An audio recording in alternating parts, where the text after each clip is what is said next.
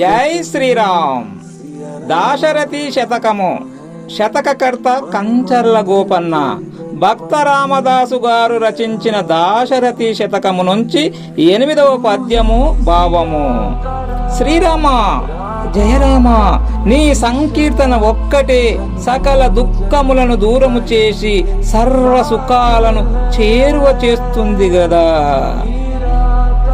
అండజవాహ, నిన్ను హృదయమున నమ్మిన వారి పాపముల్ కొండల వంటివైన వెసగూలిన చింపకయున్నే సంతతా అఖండ వైభవోన్నతులు కలుగకమానునే మోక్షలక్ష్మికై దండయుసంగకున్నెతుద దాశరథీ కరుణాపయోనిధి.